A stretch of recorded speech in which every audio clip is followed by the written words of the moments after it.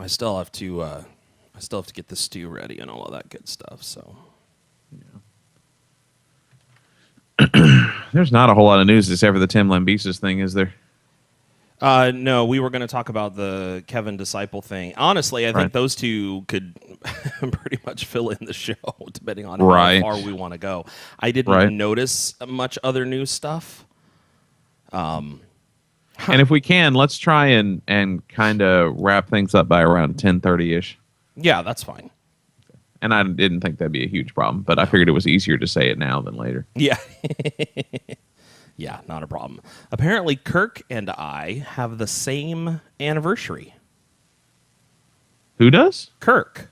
Oh, nice. Yeah, he's in the chat room, and he just asked if my wedding anniversary was June 17th, and I said yes, and he goes, "That's my wedding anniversary." So, happy day. Although I got married at 10 a.m. my time. Oh. Ceremony was done by like 10:30. Yeah. So, short and sweet. Nice.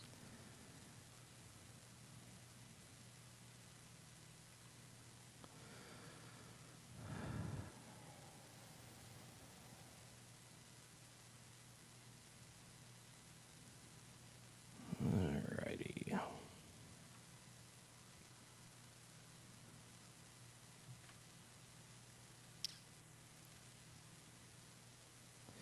So let me see. Is that 2 Nashville time? Kirk? 2. Oh. Sorry. I'm not talking to you. Oh, gosh. All right. Yeah, he says I was also married in 2000, so I can remember how long it's been. Yeah, it makes it easy because this year will be 14 years because it's 2014. Arkansas. Okay, so 2 would be 1/11 or 1/12/11. So it was you got married about an hour after I did, essentially. We were doing our pictures while Kirk and his wife were saying their vows.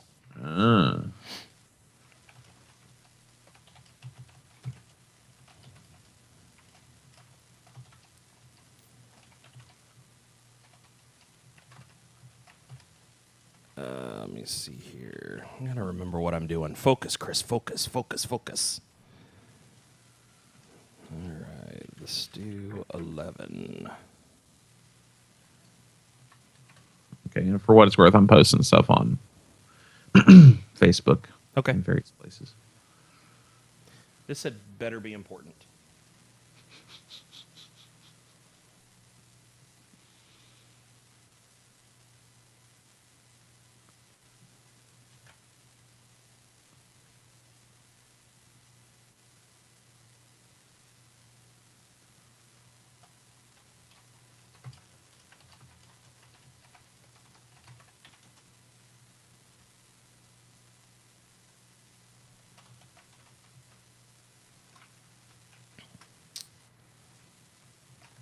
Oh, wow. Kirk says 100-degree heat and 100% humidity.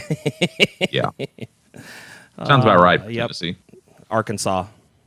Oh, yeah, that's same thing. Yeah. Just a little further south. When it comes to humidity, Tennessee, Arkansas, Texas, it all sucks. They're all the same. Suffice it to say, no bueno. Yeah. I agree with that. We just started the stream and are doing pre-show. I just got my email. Or my message, I should say. Yeah. My phone was having so many issues. Like, it randomly starts sucking the battery, or I couldn't... oh, you're supposed to get in the chat room. Kirk says, get in the chat room. Oh. So I had to go through and like completely reset my phone to factory. Oh, that stinks. And because I didn't want the same problems, of course, I had to rebuild it from scratch. So I've only got like 6 or 7 apps that I usually use on my phone right now. I'm holding off on downloading the rest of the garbage until I see. You find out whether or not you really need it. I see what I actually need. Yeah. Yeah. So.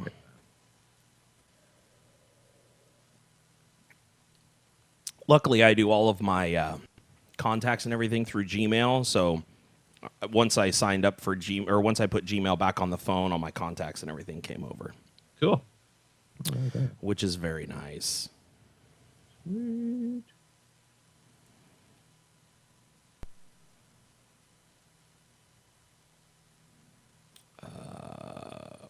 Why aren't you working now? Oh, how about that? You gonna do something or just stand there and bleed? Yes.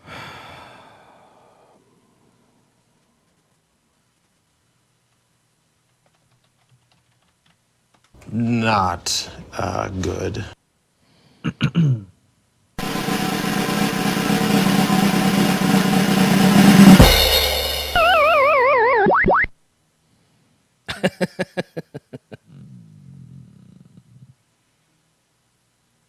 I see your point, sir. I suggest a new strategy, Artu. Let the Wookiee win. Oh, nice. You know, sometimes I amaze even myself. We're going to have some new Star Wars quotes to play, Paul. Oh boy. When the new movie comes out.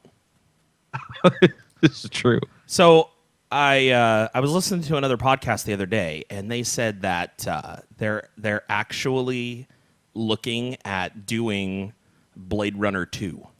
Oh yeah, I've heard about that. That's been in the works for years. Yeah, but apparently Harrison Ford said he's up for it. Yeah, that's exactly right. Harrison actually thinks that he may be up for it. Did you guys see the fake commercial where the wife gives her husband a Millennium Falcon for his birthday? I did, actually. I saw that online. Where was I? I don't know. I think I was watching something on YouTube, and they had it on there. Oh, nice. So, You know what I have to say about that? Tasmanian Sea Devil.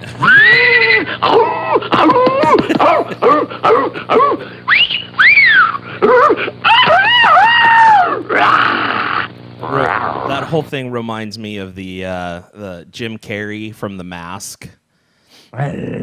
When he's sitting in the bar or the lounge as Cameron Diaz comes on to sing, he turns into the wolf head. Do you remember that? Have you seen The Mask?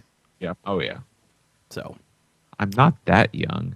well, just because you're the age you are doesn't mean that you've seen all the movies that I've seen. This is true. This You is know? true. Which, by the way, I felt really old. Come to find out that my coworkers, who are the technicians at the garage that I work at, were like, "Oh man, I'm turning 23 this year." It's like, what?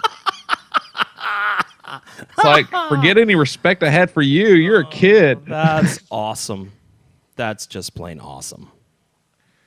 Something like that. Wow.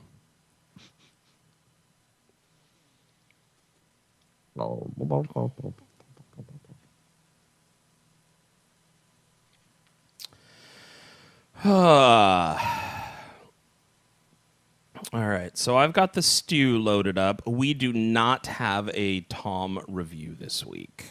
No. He sent me a message this morning and said, "Yeah, I'm sorry, I've been busy." To which we say, we don't care. Well, that's what I said. I was like, seriously? This is unacceptable. And I asked him if he was going to be in the stream today, and he goes, "No, I'm working all weekend with my band." I'm like, dude, do you ever take a day off? And he Like, said, you "No, have a band too? No, not really." I tell you, the guy's a pastor, a DJ. Now I find out that he's got a band.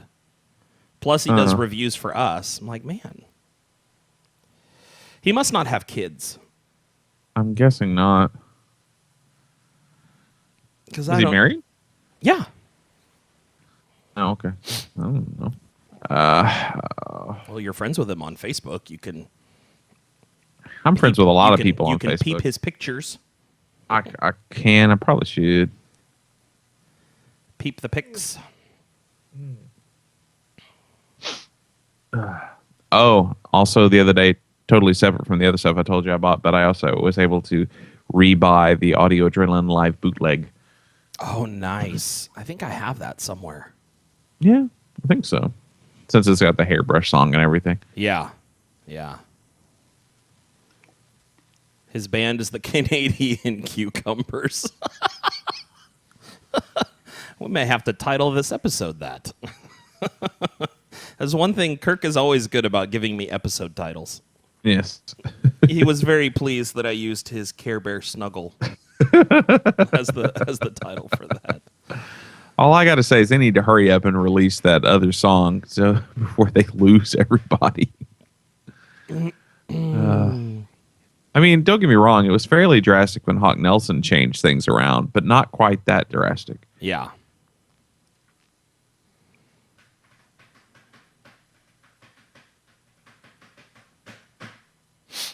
Oh, boy. What? Boy. Got to be careful. I don't want to be thought of as racist in my comments.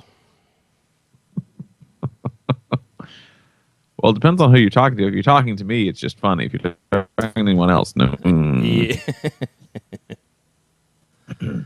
You're getting a little jittery there, Paul. Too much coffee. Who, me? Yeah, you're getting a little jittery on Skype. Oh, just because of bad signal? Yeah. No, well, that's not good. I only have 3 out of 5. Hopefully that'll hold out well enough. Yeah, we'll see. It's a nice thought. It is a lovely thought, isn't it? It's just splendid. Splendiferous. Ba ba ba bum ba bum ba bum ba ba ba ba ba ba bum ba bum ba bum. Da, da. Oh, you were supposed to keep going. Man, what the heck? It's too late now. Don't even try to recap it. It's over. You killed it. Yeah, the moment is gone. I had a thought. I lost it. Yep. What is it my father-in-law said? When I works hard. When I plays hard. And when I thinks, I falls asleep. There you go. Sounds about right. All right, I'm just about ready. Hang on 1 second for me. Okay.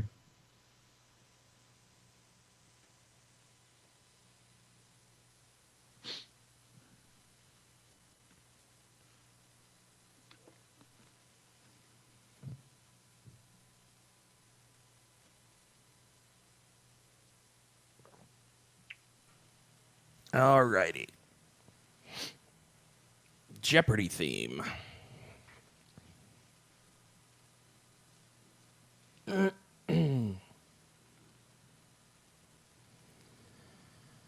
Okay, are we ready to get things rolling? As far as I know.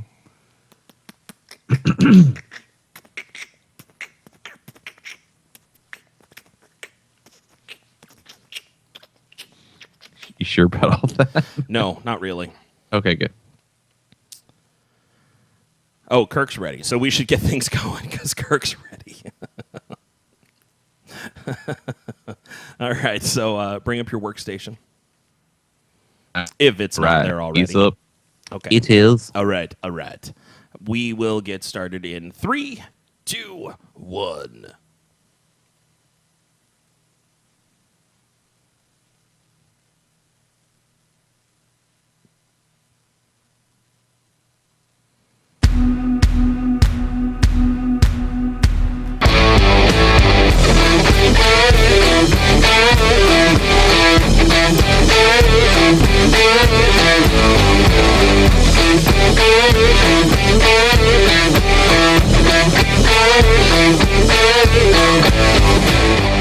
Hello, everyone, and welcome to yet another episode of the Rock and a Hard Place podcast, the podcast that talks about music.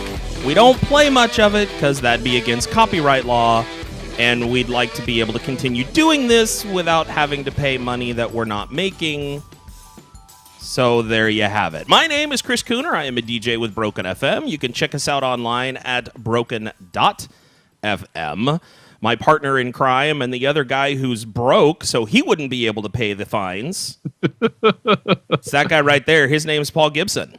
Hey, everybody. Paul Gibson here, and I'm the host of the Christian Rock 20 Countdown. And, of course, you can check us out on the ChristianRock20.com. And if you're checking out the show this weekend, you'll get to hear us talk with Tyler from I Anthem, which is always fun. And that boy is so Southern. It is beautiful. I love it.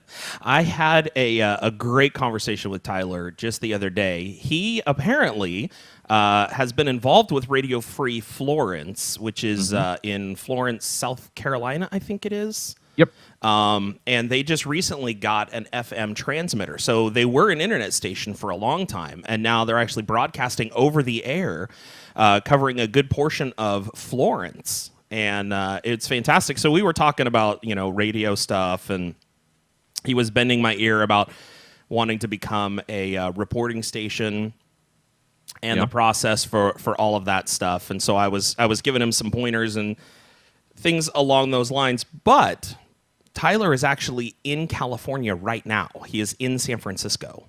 Oh, wow. He was flying out here to watch a couple of Giants games, and then they're supposed to be driving up north to Seattle, I guess. Now, how is it that he didn't tell me this? I don't know.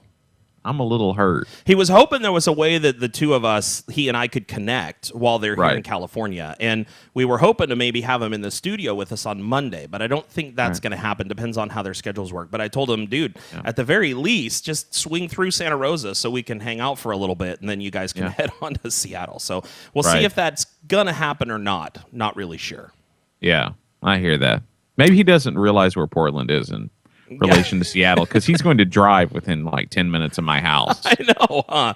Well, and they could go I-5 up north, and so he could bypass Santa Rosa completely, which is completely possible, but I'm hoping that he doesn't end up doing that they decide to come through here. According to Kirk, Paul, there is a small white Ewok sneaking up behind you. She does kind of look like she's going to pounce, doesn't she? So, just yes, for those watching, that is my puppy Bailey, and she's the active one out of my two dogs. So she's a sweetheart. The active one between the two. Yeah. Yes. My. Well, the news is out there for us to talk about today, and that's kind of what this show's going to be. A couple of big stories broke this week. A couple of big interviews, I should say, happened this week, and so Paul and I wanted to take the time to talk about them. Now, I also wanted to say my whole comment about the music at the beginning. We got an email from somebody who had asked us if there was a way to be able to listen on Android. And so I went through and found a few other podcast distribution points to be able to submit the podcast to, and two of them were actually approved. So you can find us now on a site called Stitcher, Stitcher, and they have an iPhone app and they have an Android app. So we should be able to kind of fit more in the market in those regards. If you're not a big iTunes fan, you don't want to deal with the iTunes stuff on iOS, you can get Stitcher. And you can also listen straight from the Stitcher website. They've got the list of all of our previous podcasts and everything like that. And the other one that we are now listed on is Blueberry, Blubrry. Apparently, they are anti-E. So, okay. Yeah, Blubrry. Blueberry. Maybe they're Southern. Yeah. Want some bluebirds? So that's another way for you to be able to listen. And I don't think Blueberry has an app. I haven't noticed anything, but they do allow people to subscribe and listen on their websites as well. So lots more ways. But the reason I say all of this, not only just to share those different ways people can listen, but he wrote me back and he was like, I was hoping you guys would play more music, but you only just talk about it. Yeah. Well, there's copyright issues involved with music. We consider ourselves newsy, and so we can get away with playing clips of around 30 seconds. Anything over that, and we could get in a lot of trouble, especially if we played complete songs and then distributed them for free, because we don't pay any licensing fees or streaming fees or anything along those lines. Yeah. So I just wanted to make sure that everybody understood exactly what was going on there. Yes. Agreed. And which is kind of funny because, I mean, stuff like that, like when you're on the outside, seems like so weird. It's like, oh, they're a Christian music podcast and they don't actually play music. What the Sam Hill's going on here? You know? Yeah. So that is just a little update to make sure that everybody understands why we do things the way we do. We don't want to get in trouble. We don't want to have to shut the podcast down. We'd like to be able to continue to do this, to offer this, and so we need to hold to the rules as they are set forth by people like the RIAA and so forth. Yeah. So now you know, and knowing is half the battle.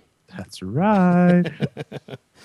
Let's see which story do you want to cover first, Paul? I'll let you decide. Well, I think we should probably jump into the Tim Lambesis thing because to me that one seems a little bit maybe more important and I think it might have a chance of going longer. Yeah. So it'd be nice to join the it'd be nice to know how far this is going to go early on. Yeah, totally. So for those of you that may not have heard, yesterday, Tim Lambesis actually did an interview. Well, I don't know when the interview was done. It doesn't say, but it was posted yesterday to the alternative press. They have a long interview with Tim Lambesis. Now, the one thing I found interesting to kind of start all this off is Tim apparently has been offered lots of money for the ability to tell his story, both movie and book and all of that. Okay. Right. So he's been offered tons of money. He opted instead to do it for free through alternative press. Right. And then also there's going to be a documentary that will be a non-for-profit documentary about the story as well. So I find that an interesting move considering where his head was just a year ago. Right. Yeah. Okay, so I think that does signify that there is some sort of change. Yeah. In and him. I hope that it's a long-term one because, I Right. mean, it's one of those things where it's very easy for stuff like this to be, oh, yes, I'm going to prison. I am so sorry. I'm saving face. Right. And it's another thing like when you get out or while you're in prison for stuff like that to change around. So I'm hoping that it sticks, but there's just no way of knowing. But, I'm willing to give him the benefit of a doubt at the very least. Yeah, absolutely. And that's the thing I hope people understand when we talk about this. First of all, we don't want to sound like we're coming off as judging the guy for what he has supposedly, or I should say allegedly done. Now, I still say allegedly because there's a lot of details in this article about how things went down. And, there's a lot of, I guess you could say, confession involved in a lot of this article. And honestly, this article could be used against him in court. So hopefully he's being honest about everything that he's saying so that it doesn't create further problems for him once he actually goes to court. Now, he pled guilty. Well, he's already been sentenced. The sentencing is done. He's got 6 years. Oh, is that okay? Now I missed that part. Yeah. Okay, so 6 years in prison. Right. Gotcha. That seems light to me, considering the circumstance. Right. Because they said he could have gotten up to 9, right? Yeah. They said he could have gotten up to 9. Lots of stuff. I did not even get all the way through the article. I made it through partway through page 4. Paul made it partway through page 3 because there's just so much stuff here. So if you go to the altpress.com, you can read the entirety of the article. Be prepared. It'll take you a while. There are 6 pages worth. It's amazing the amount of detail. One of the questions here is the perception is that you were trying to hang on to your money. You had gotten all roided out, vain and into yourself, and your ex-wife had become a nuisance. Yeah. Tim says, I just felt extreme sadness. I was heartbroken. I was hurting. I wanted my kids. The steroids did create an imbalance. I was still having negative effects from the non-testosterone, but then the testosterone system in my body was completely crashed. When a woman's PMSing, I'm not a doctor, but I imagine whatever the woman is feeling from that imbalance, but multiplied times 100. In my blood test, my hormone levels were measurably ridiculous. I'm not saying I blame that, but I can 100% tell you that I was making a lot of decisions I never would have made before or since. Yeah. So, that's just one of the many portions of the article. He talks about what happened at his arrest, how things went down there. It happened in a Barnes & Noble. Yeah. Well, I think it happened in their parking lot, but still, that's a very public place to get. He got arrested in the parking lot, but the deal actually went down. Like, he said the words in the Barnes & Noble, went out to the car, handed over the money. Right. And the pictures and all of that stuff. And then he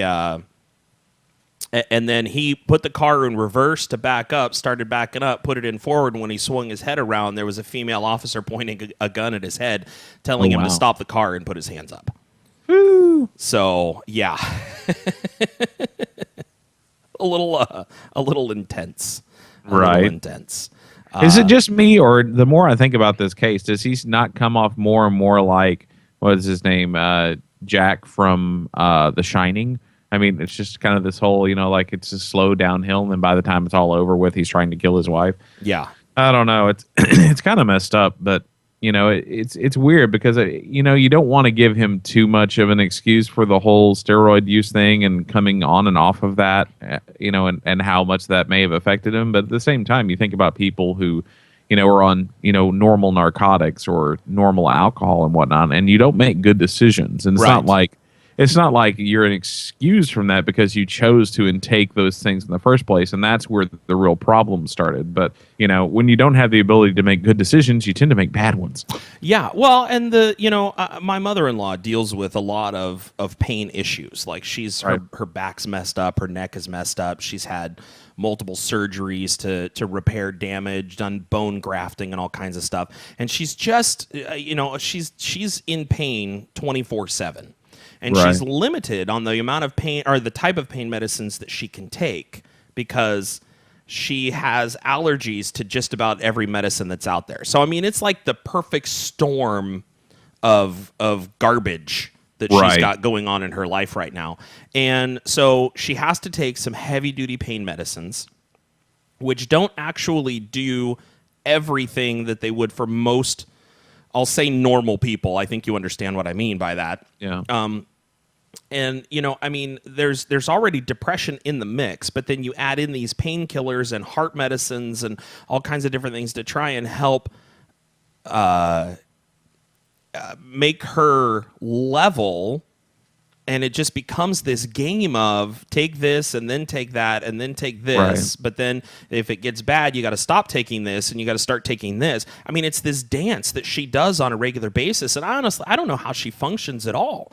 But you can definitely tell that there's stresses on the marriage and things along those lines just because of all of this. I mean, the constant pain is an issue itself. Then depression on top of that, the pain doesn't help the depression at all. Yeah. So, and then you tack on the medication and other things. So I kind of get where Tim is coming from. But I don't, I can't say that I agree with every aspect of what, I can't agree with what he did. No, I guess in that regard, he said one thing. Well, and like I said, I mean, to me, it still comes back to you took the steroids. It's like you took that step into uncertainty with that, and you're right. He talks about in the article that he went into it knowing that there was a chance, but he was told at least that it was like a very small chance that it would affect his personality or his physiology in a negative way. And he chose not to believe that would be him. And it turned out that apparently if everything he's saying is, is really true, then he was one of those people. And, that's part of the problem that you take. Yeah. Well, there's a thing here on the first page of the article where the interviewer says, we hear a lot about roid rage. And then Tim says, for the most part, I think that's kind of a myth. When I was arrested, I'd come off testosterone-based steroids. My hormone levels were really unbalanced. Your body naturally produces a decent level of testosterone and keeps your estrogen levels under that, if you're a guy. When you take testosterone, it elevates your level to 10 times what your body's normally doing. Your estrogen levels raise to compensate. When you stop taking it, your testosterone levels fall to the floor. But because you're not generating any of the normal testosterone your body used to produce, your body goes from the highest it's ever had to way below the lowest, but your estrogen is still high. Yeah. So, yeah. Steroids are bad, people. Yeah. No takey. No takey. Just don't do it. Just don't do it. And he said the reason that he got into steroids is because his body hit a natural plateau. His body didn't want to change beyond a certain point. And the supplements that he was taking that were close to steroids, but not, they were all the legal GNC type substances. They were all in line with what was legal, but they could only push him so far. If he really wanted to go to the next level, steroids was the next option. Right. Which and the only thing that I don't like, and it may be true, but it comes off as maybe a little bit too defensive, is he was like, well, anytime you see somebody who you're like, man, that person is so ripped, they're taking steroids. And I'm just going, well, that may be true, but this might not be the best time to actually say that. Right. It just comes off as sounding like, well, everyone does it who wants to be in shape, and so that's just naturally what I did. Yeah. Well, because he says, that's not cool. The interviewer says, I remember thinking of Brad Pitt in Fight Club as the fitness ideal, and I remember learning that even Brad Pitt was never actually Brad Pitt in Fight Club. Right. And that's where he comes off and says, yeah, the super thin but super shredded Brad Pitt type guys, a lot of those guys are taking steroids. It's just a different type that makes you shredded. Right. So there's a lot of accusations in that regard that it does come off as defensive. Well, everyone else was doing it, so I thought it would be okay kind of thing. Right. And to his credit, I guess some in all of that was he usually would open a statement like that with, look, I'm not saying it was a good idea or that it was the right thing for me to do or that it was smart. I'm just telling you what I was thinking then. Right. And that's good. And I'm glad that he said that. But, it's one of those things where you have a hard time figuring out exactly how far to believe some of this, because Chris and I were talking before we started recording, and I was like, from reading what I've read, I have to think that he's either very genuinely remorseful and has a very good perspective on things, or he's just a complete and total sociopath. Yeah, that's exactly right. He's either a liar, a lunatic, or sincere. Right. I mean, those you can't really get around either of the other the two. It's one or the other. Yeah. So. I'm slightly impressed by his desire to share all of this stuff. Right. Providing that he's telling the truth. Yeah. If everything in this article is true, it is an amazing story, and not necessarily amazing in a good way. Yeah. It's one of those things that you could honestly see. My mom likes to watch the True Detective channel or something like that. And they go through and they have these shows that are like husbands that kill their wives. And it talks about the whole process of the planning and everything. And I could totally see this being made into one of those. You're right. And probably being really, really popular. So when you say there's a documentary coming, I mean, that's kind of what, with all the reenactments and the Jaws type music in the background when things are being, when major plot points are hit or whatever the case may be. I kind of see that as heading in that direction. So yeah, a little melodramatic there. Either that or like a sitting down for a 2020 interview or a Today Show interview or something, something like that. Well, at that point, I was taking lots and lots of steroids. Yeah, it wasn't right. Yeah. Although one more thing before I can tell, it feels like we're maybe getting towards wrapping up on this one, but I wanted to share the last. I kind of went to the last page just so I could tell what the last page was of this interview, and it has a couple of things I thought were interesting. The interviewer tells him, "It sounds like you're ready to go inside, aka prison." And he says, emotionally, I'm prepared for the prison time, but when my physical sentence is over, how long will the rest of it follow me? People who love me tell me I will overcome these feelings. I can still have a good life, but the emotional sentence will be never ending. At least I feel like it will never end. My girlfriend, my parents, they've said it 1,000 times. They will say it will end. Maybe I need to hear it 100,000 more times before I'll believe it. So I mean, that's pretty sad. And then also there's a postscript on it that's got a little bit more details of the of kind of some of the inside stuff on the trial that I didn't know about. Says in a defense memo to the judge, it became public after sentencing that attorneys Thomas Warwick and Karen Oakman requested Lambesis be given probation. That's kind of funny. The memo also revealed the final terms of the family court case. Tim acquiesced to his wife's request, which include losing his children permanently, agreeing to a 10-year restraining order, giving her full ownership of his life insurance policy, taking full responsibility for all tax liabilities, turning over any cash that was seized from his home, and surrendering the almost $250,000 remaining in the trust accounts. Tim's parents, Nick and Vicky, also gave in to Megan's demands that they give up all rights as grandparents. Wow. Yeah. And that's one of those things where it just stinks because it's like, ultimately, whether it's excusable or not, his mistakes are costing so many people so much. And that just is sad. Yeah. Yeah. Wow. And I'm sure that this whole thing started off where, oh, well, if this goes south, it's only going to affect me, so it's okay. And that's what I have a problem with so many people who get into drugs and alcohol in general, is that same kind of mindset of, oh, well, it's, I might end up dead, but no one else is going to it's never going to affect anybody else. There's no ripple for me. And that's just wrong. You got to be able to acknowledge that what you do affects other people, whether it's just they're sad that you're not there or more direct things as well. Well, and I mean, there's other aspects of this. We haven't even talked about his wife and kids and what they've gone through in this whole process. And, part of the article asks about a particular blog, if Tim's familiar with it. And they have a Tim Lambesis page set up that's full of screen caps of fans saying things like, thanks to that stupid, my favorite band has been messed up forever, and his wife probably deserved it. I mean, it's attitudes like this. People feel brave enough to leave those kind of comments on the internet because it offers them some anonymity. But I mean, can you imagine being the wife and hearing people think that you did this to yourself, like you caused your husband to take steroids and go crazy and try to kill you? I mean, great. I'm sad for you that your band that you love so much is no longer together. But honestly, is someone's life worth that? Yeah. That? Really? No, not even a little bit. No. And to people who are saying stuff like that, you just really need to get a life. I agree.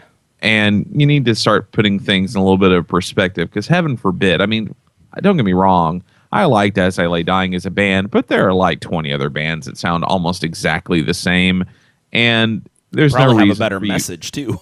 Yeah, at this point. So I mean, and it's just not worth it at all. And the people who it's like acceptable damages for whatever, and I'm just like, no, that's not an acceptable damage. It's not a casual loss. Yeah. I mean, even if you just think that they didn't have kids and it was just her, that's still not an acceptable loss. What? Right. So you can enjoy a new record that you'll listen to for probably a few weeks and then stick on your shelf or, hit the bottom of your iTunes list. Forget that. Well, that's not and cool. I mean, can you imagine if he had gotten away with it and it came to light later what had happened? I mean, which is more damaging? The fact that he got caught before it happened or getting caught after the fact? I mean, neither one of them are a good scenario, but at least this way, she is still alive to be able to be a mom to her kids who desperately need a mom. Right. Absolutely. I think people who have the attitude of these people, just they need to grow up.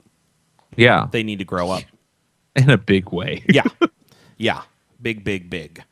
So as we said, altpress.com, you can check out that article and read it. It will take you a while, so be prepared to set some time aside for the reading of this article. But I think it's definitely worth taking the time to help you understand, at least to grasp Tim's side of the story. That's been the one thing that we haven't had an opportunity to hear. And of course, when you're in the midst of a court case, you're not allowed to talk about it.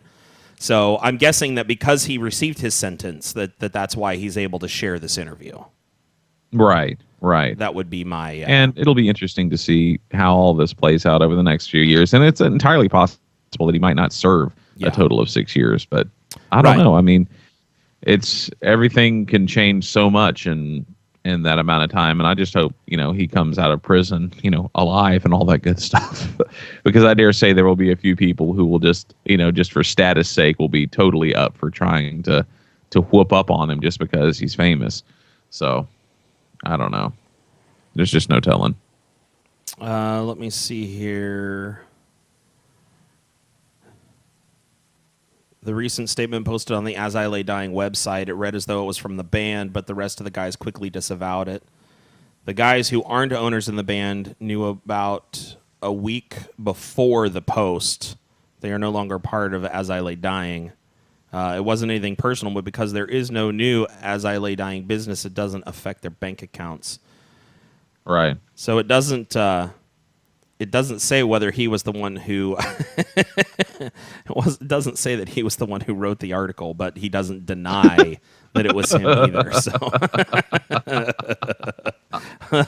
that's funny. Oh man. Metal Sucks had a field day with the idea that you posted about yourself in the third person. They did a whole Dear Diary satire on you. He says, I own the website, but that doesn't mean I wrote the post.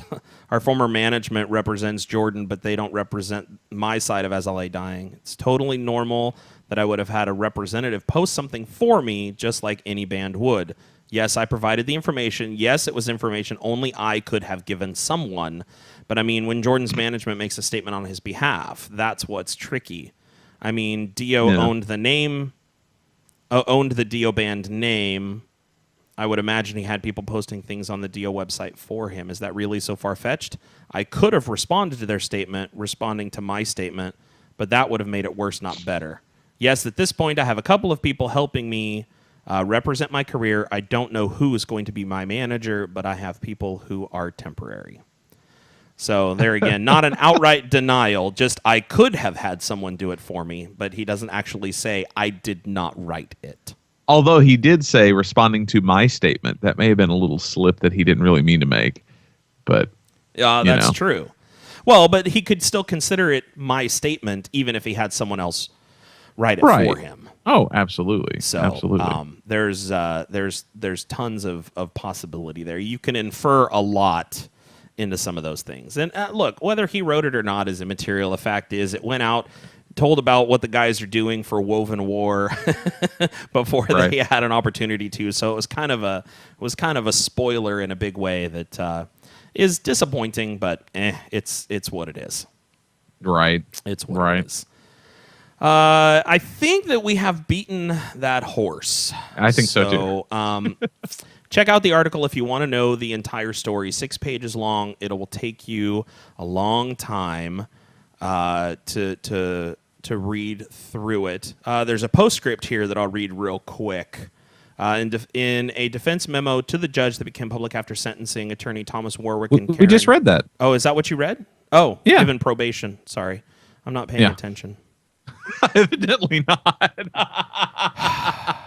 I thought I was going crazy there for a minute. No. I was, you know what? I was trying to read other things. So while you were talking, I was reading other stuff about it. It was like, oh, yeah, this. Oh, this is interesting. Oh, yeah, okay. So there you go, folks. Paul and I don't listen to each other while we're talking. What? Yeah. Well, how about a band that's actually a good representative of the Christian rock scene? Should we talk about that a little bit? Yeah, let's do that. Let's flip this on a positive note. Breathecast.com has an interview with Kevin Young, who is the lead singer of Disciple. And Kevin actually makes a statement that I think is pretty interesting. The question is, for this album, you guys are getting back to basics. Why are you going back to what's familiar? And does it have anything to do with the current state of music? Kevin says, for me, it's really not about where we're going back to. It's about pressing forward and on musically. We've got all new band members except for me. This is the third version of Disciple. My guys like to call it Disciple 3.0. These guys are twice the musicians that I'll ever be. They are smarter than me musically, more creative musically. This is going to be the best album we've ever done. It's a testament to just how good a songwriters there are in this band and how good musicians they are. Now, this is the next statement that's kind of interesting to me. You'd think being a Christian band on a Christian label will allow you to be as bold as you want, and that be the case, and I wish that were true, because honestly, it's not. They are just doing their job and putting out the best product they possibly could because their main concern is to make money and sell records. So they want to refine people's lyrics and put the best thing they can put out. This time, I just wanted to say things I wanted to say and not have to ask anyone's permission about.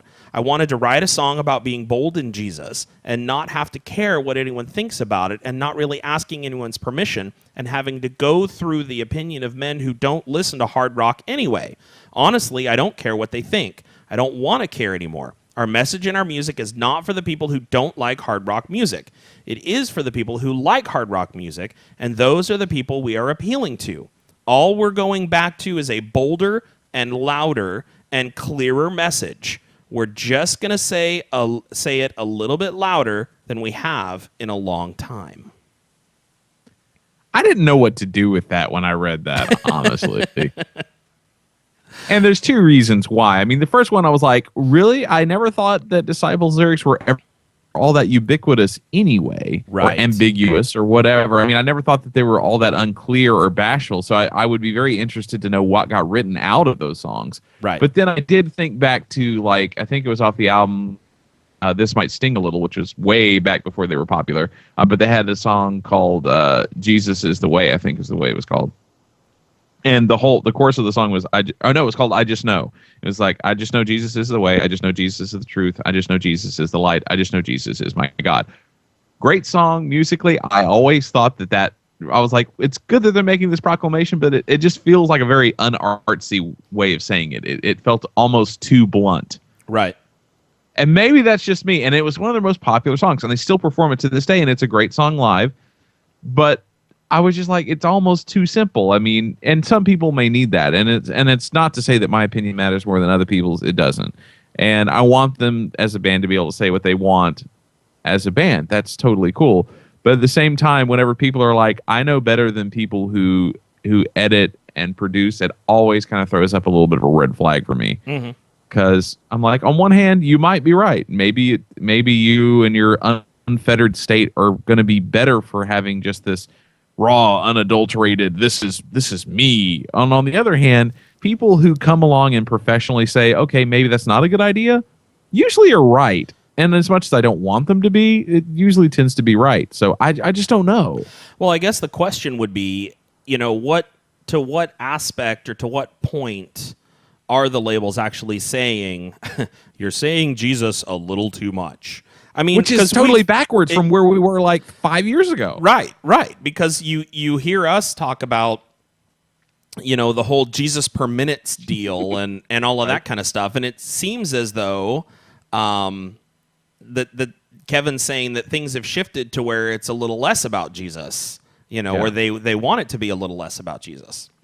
Right. So, I thought it was interesting that he would come with that perspective, and I mean, it's great that they have this new band, that there's this whole new iteration of Disciple, and it'll be interesting to see kind of where things go from here. But I never heard really why they decided on the change-up. Why did the other guys decide to step away? I think it was typical reasons. I think one of them started a family. One of them was going to start, I think, producing some stuff. It was kind of the whole, we don't want to be on the road anymore. At least that's the way it was, presented. And who knows? I mean, I dare say that a lot of times those things are kind of whitewashed to a point to where it's like, yeah, that's mostly true. Yeah. But there's other, there's usually some other factors. And I just don't know. I mean, I don't think that I don't see Kevin as being a hugely hard person to get along with, but on the other hand, I could also see him being a very stubborn person. I don't think that he's very much one that would be like one just really up for compromise. Right. If that makes sense. Which Yeah. I think comes out of that statement too. I mean, he wanted to be able to say what he wanted to say and the way he wanted to say it, and that was it. Which is all right. I mean, don't get me wrong.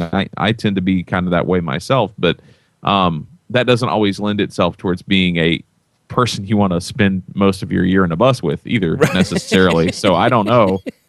I mean, and then once again, that's pure speculation on my part. I love Kevin. He's a great dude. And if there's any band member, aside from maybe Maddie from For Today, who you just, or maybe the lead singer for Sleeping Giant, if you're like, whenever the time comes that they give up being the lead singer of a band, they're just going to be a pastor. That's just, I mean, there's no question in my mind that will happen for those three guys. And especially for the guy from, Sleeping Giant, he already is a pastor. Right. So, I mean, it's not a stretch at all for him, but for Kevin, I mean, it's so much his passion. And whenever you see stuff from them on Facebook, they do like a daily Bible study that they share on social media, and they have discussions about it. And, and I don't think they're doing that to score points with anybody. That's just who Kevin is. Right. And I'm sure the rest of the band is to a certain degree, but, it's just interesting to see this idea of the whole, like, labels pulling them back, because my reaction's the same as yours. Is like, when did we go from a Jesus per minute quota to, we want you to, Jesus out a little bit less, we want it to be not as much that way. So I don't know. I think with a lot of the bands making crossovers, crossover appeal, I'm wondering if that's where the label is thinking that if they do Jesus a little less boldly, they might get some crossover appeal and begin to get some mainstream play. But for most Christian rock bands, the better money is in the Christian rock scene. Right. You'll make more money playing churches and things along those lines. And so it's kind of, I don't know, I see it as if they want to play in both arenas and be like a POD or a Switchfoot or something along those lines. And I won't say that POD and Switchfoot have watered down their lyrics at all. So, that's not what I'm saying. I'm just wondering if that's what the labels are thinking. Kirk makes a good point. He said, when all of the Christian labels got bought out by secular labels, and that's a very good possibility. It's a very good possibility. But I mean, I'm reading Michael Sweet's book, honestly, and when they signed with Enigma, the day they walked in to sign the contract, they had like candles and birthday cakes and all that all over the place. And Michael goes, "Whose birthday is it?" And he found out that they were celebrating the birthday of Anton LaVey. Oh, wow. And that they didn't, Enigma did not realize that Stryper was a Christian band until after they'd offered them a contract. Oh, wow. Yeah. Which, I mean, I think the majority of people who are in mainstream labels, they don't, unless you're just like openly fanatical about it, right? In their view, I'm not saying my view, but unless you're just openly fanatical about it in a way that they think will turn the average person off who's a fan of that style of music, they don't care. Yeah. I mean, the point is can you draw a crowd at a concert? Can you bring it good enough to make a solid album? And does that have a possibility of selling? Well, and I think even more so than that, they're going to look at it and go, we're investing X dollars. Can we get X dollars back plus a return? Right. Oh, absolutely. It's all about the money. Just the same reason why people grump about why aren't Christian films being made and being promoted the way that they should or whatever. It's like, well, because most of the time they don't get the butts in the seats that, big budget action movies do, or even, smaller budget movies that find their niche. But, of course, hardly any movies are really truly packing out theaters anymore. So, I mean, it's not like it's just Christian films. Everyone's trying to find that perfect formula, but it's all about, like you said, getting a return on an investment. And if you can't, they're not going to bother. Yeah, doesn't matter what it is, because most of them just really don't care what the religious aspect behind it is. Yeah. I mean, and especially if you start talking about mainstream rock bands, a lot of them have a faith of some sort.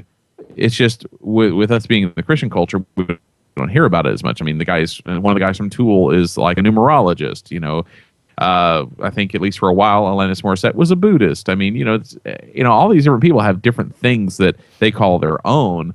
Right. But unless it's connected to either the Christian faith in a way of, oh, I don't want to listen to them because they're a Buddhist, or we want to listen to this person because they are a Christian artist. Most other people just don't care. As long as it's not just this, sermon in a box, they just want music that they can bob their head to.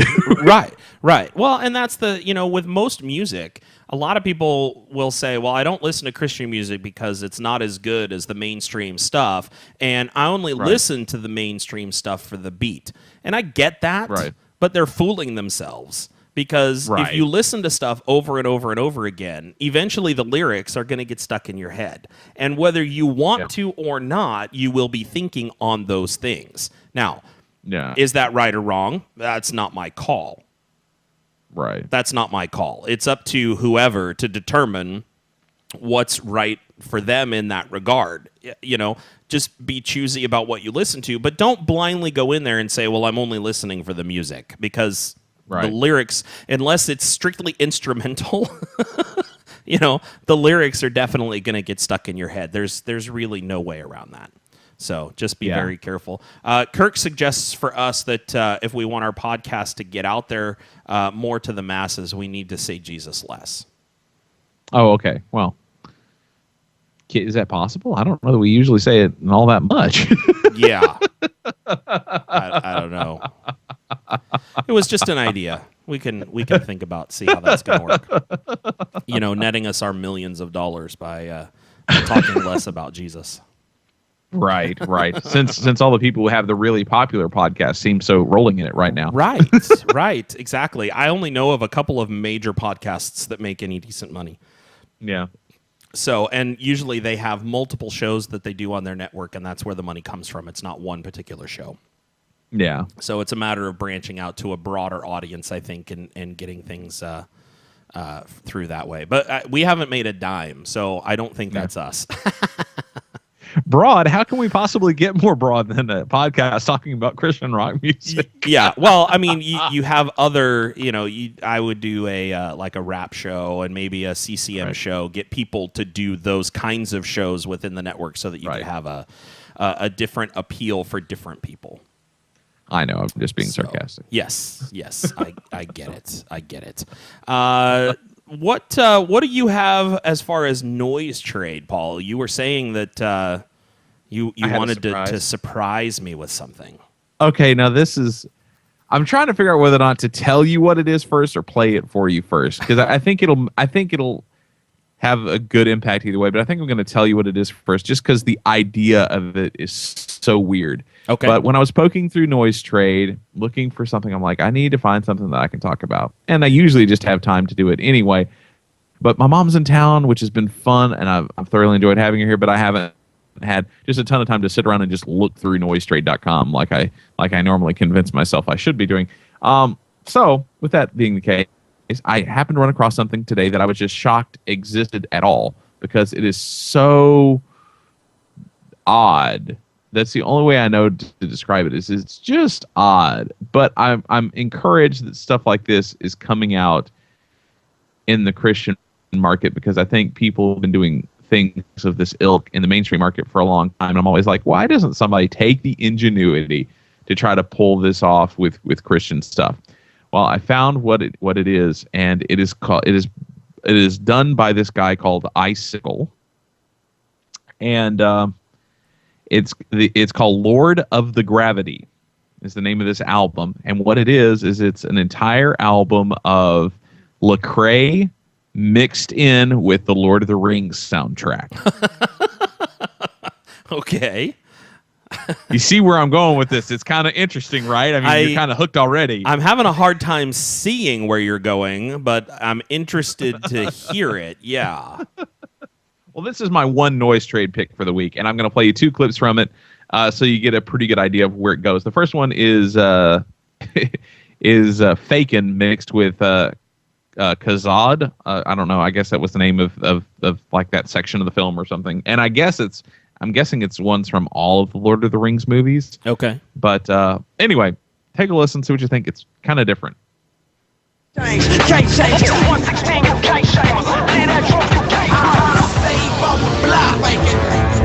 song, you say gangster, but he not. He making money, cashing big checks. While his chain even green on his neck.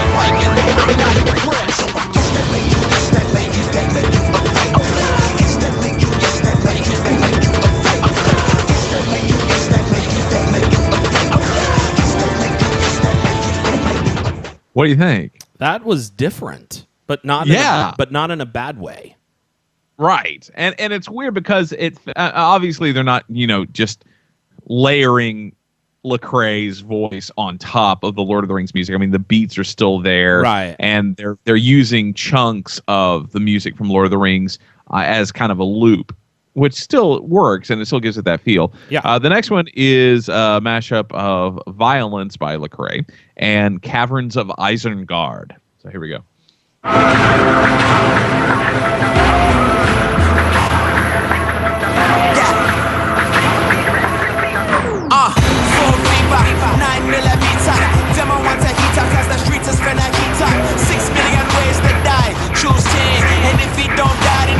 Do him again. A passion in catastrophe, the genocidal. No respect for humanity. They were so true insanity. Head bang on the glass, call it window pane. Jumping out the window, trying to get my frame. I don't know. It's still very different. It's got a little bit different vibe than the other one. The only thing I don't like as much about this, and I realized this as soon as I pulled it into my my audio editor, was that I think it could have been mastered a little bit better because the levels are just kind of all over the place. Which I don't think that he necessarily had maybe access to the full instrumentals or a cappella versions of the Lecrae stuff, because it definitely feels like the beats are still kind of intact as to where they were in the original songs. Right. So where the orchestral stuff is there, it kind of pegs it out a little bit, but then it comes back down. And I don't know. I mean, other than that, it's really good. Yeah. No, but that's interesting. If nothing else, it's just different. But once again, it's called Lord of the Gravity. And if you look it up on noisetrade.com, it's by, I'm pretty sure it's pronounced Icicle. It looks weird because there's no capitals or anything, but it's ISICLE. So that would be Icicle, right? I think so. Okay. Anyway, it's hard to know. He's got some other stuff up there too. Yeah. Yeah. I mean, it's hard to know when you're talking rap speak. When I'm spelling out. You know, spellings and things are thrown out the window. Right. Because the dash don't be silent, Or the dash don't be silent. But I think that it's the entire Gravity album remixed this way because it's got 17 tracks. Oh, wow. And one of them, I guess, is a bonus track. It says the Goat Scream Gravity Mix. So I almost wonder if that's like the Taylor Swift Goat Scream thing. I haven't listened to that part yet, but because there is another version of Gravity up there earlier, so that might be kind of fun. Did you ever go and find the video of Taylor Swift versus Ryu? No, from I need to. From the Grammys. Yeah, I need to, but I haven't. Oh, yet. dude, you will laugh so hard. I'm gonna write it down so I don't forget. Yeah, you got to go find that. It's hysterical, absolutely hysterical. All right, I've got it written down. I won't forget this time. Okay, good. That's beautiful. Good deal. Let me see. Kirk says he's waiting for a mashup album of Lecrae rapping over the music of Stephen Curtis Chapman. Saddle up your Cadillac. Let's see. Kirk also says he has the a cappella and instrumental version of Gravity, so maybe he should give it a try. Yeah, mix away, man. Mix away. Go for it. Well, and that's probably unfair. The dude probably does. I mean, most people who do this kind of thing have ways of getting that. And I think Lecrae's been pretty open to other people remixing his stuff. So I don't know. And who knows? I mean, really, what do I know about audio production? It didn't seem like it was as good as it could be. But still, I mean, for what it is, being able to pull something like that off, to me, seems like it would be really difficult. So yeah. Well, mashups in general just seem like they are not easy. Right. I mean, I listen to some mashups and I'm like, this could be a little bit better, but dang, I don't know if I could make it better. Right. Right. Ditto. So I think it's good. Lecrae offered them as a bonus for those that bought the album off his website. So there you go. There you go. So yeah, surely this dude like has enough to buy that way. Yeah. Sounds like he had it. So cool deal. Well, let's try this. Now here's something we hope you'll really like. The Rock in a Hard Place podcast presents the one and the only. All right, boys and girls, get ready for The Stew. It is time for The Stew, and if you're listening for the first time, this is a little game that we play with Chris, where we play him 3 song clips from different songs and 2 clips from the same movie, and he has to guess the song clips, hopefully title and artist, but really we're kind of just hoping that he gets one or the other. But if he gets both, obviously that's a bonus. And then, of course, he has to get the name of the movie. And I think I did a good job on the theme this week, so hopefully it will make sense once all is revealed at the end. But Chris, are you prepared? Sort of. I never know with you, man. I never know. It's I just, I never know. That's all. Okay. Well, give it a shot. Spin it and see what you get. Alrighty.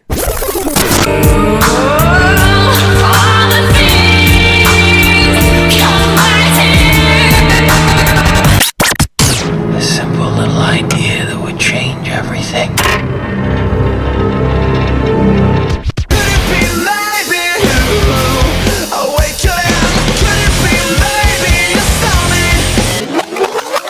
Remember your training.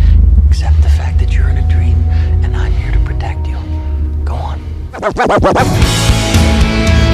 time to find out who we are. Well, Chrissy Poo, how'd you do? Well, the movie's Inception. Oh, nice. See, I was worried about doing such a recent movie because I didn't know if that would have stuck. Because I know the other ones, there was a high probability that it would be ones that you had seen repeatedly. But I never know with new ones. So I'm glad that I didn't totally stump you with that. Yeah, I actually watched I watched Inception. But I know all the songs, like I know I've heard them all a few times, but I can't tell you who did what song. Uh-oh. Yeah, I'm completely. It's like I'm sitting there listening to it and I'm going, yeah, okay, I've heard that one before. And oh yeah, I've heard that one. Yeah, okay. Oh, and I've heard that one before too. I mean, we play a couple of them on Broken. I know that. But I'm lost as far as artist title. I can't even give you anything. Kirk says he knows the first song. So Kirk, go ahead and share what you think the first song is.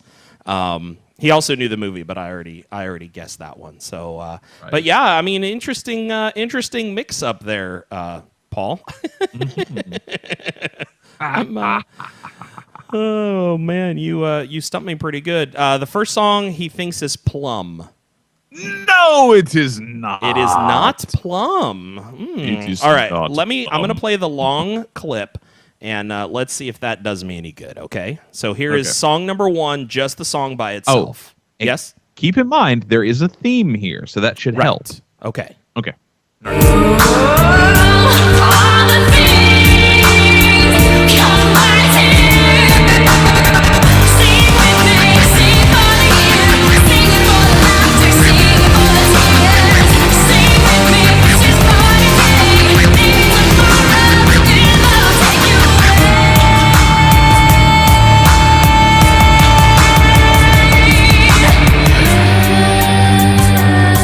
Well, it's a cover of an Aerosmith song.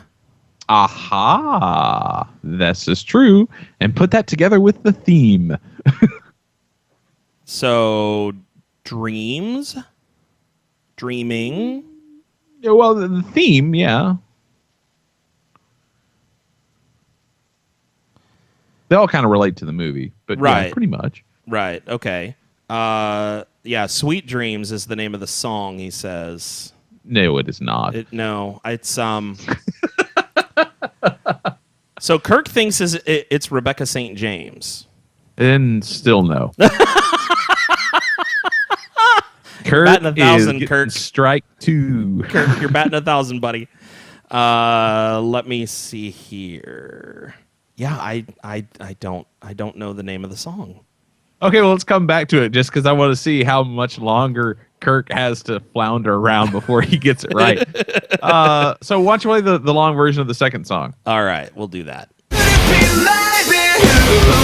I wake up, could it be maybe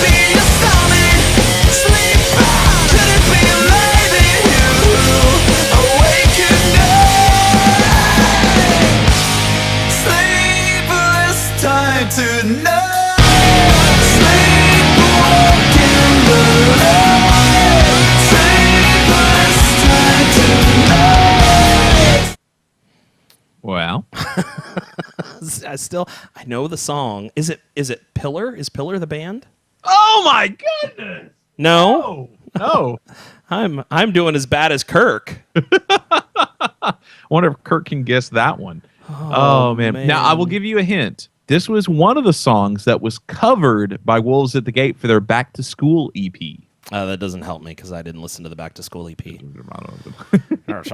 We talked about it and played clips from it on the podcast, and you still didn't listen to it? No, I didn't.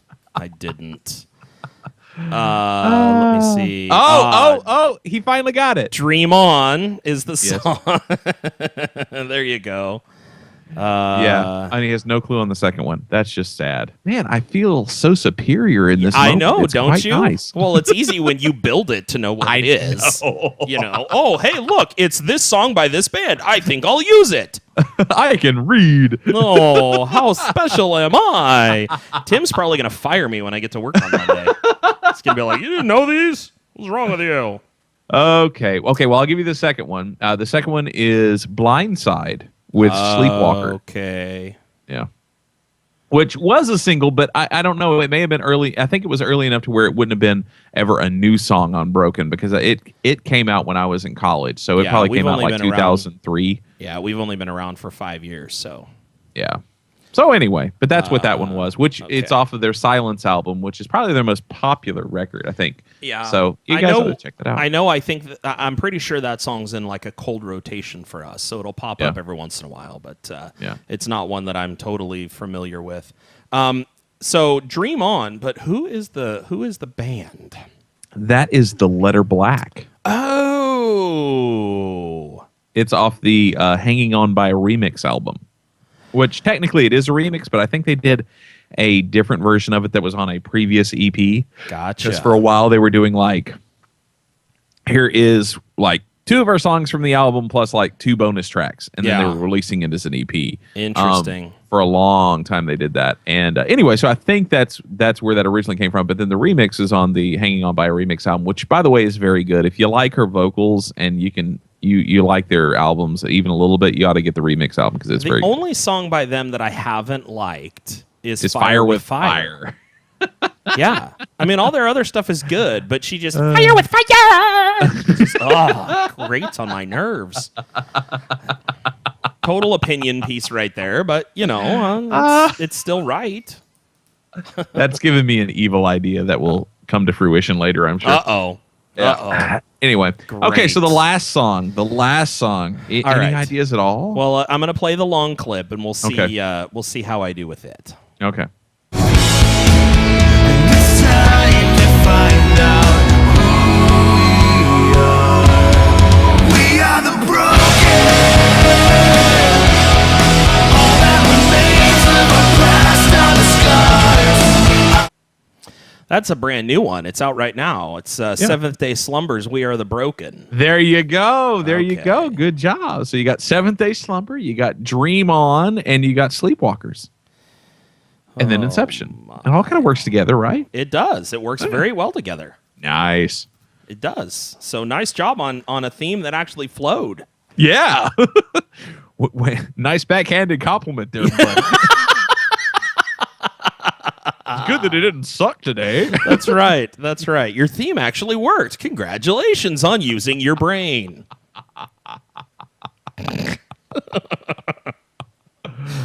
I love you, Paul. You know that, don't you? Yes, I do.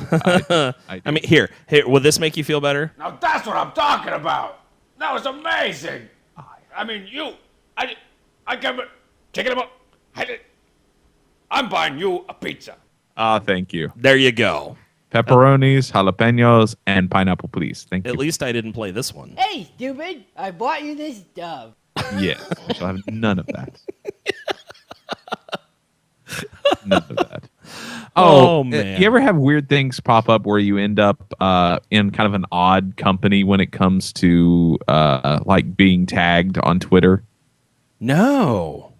Okay, well, every now and then there's a pastor. His name's Pastor. I think it's Stammy, who will do a thing where he's like praying for today, and then he does hashtag musicianaries.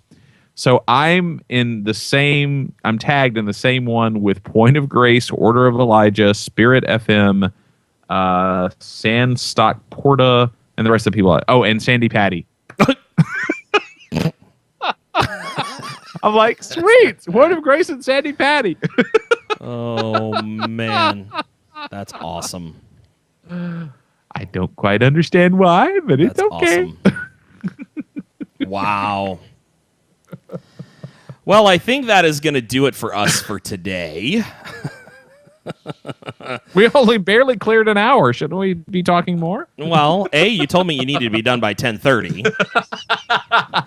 And B, we don't really have any. I know we don't have anything else to talk about. So we will let people know that there are loads of ways to get a hold of us. You can email us at rockandahardplacepodcast@gmail.com. You can check out our website, rockandahardplacepodcast.com. Our Facebook page, facebook.com/rockandahardplacepodcast. You can find us once again on iTunes, Blueberry, and Stitcher, coming to a couple others hopefully in the near future that you can be sure to check those out. So those are all the ways to get a hold of us. Any final words before we sign off there, Mr. Paul?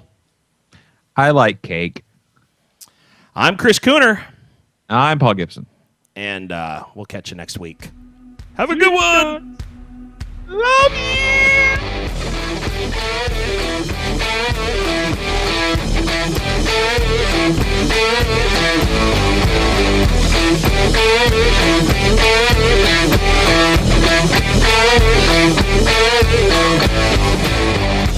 Thank you.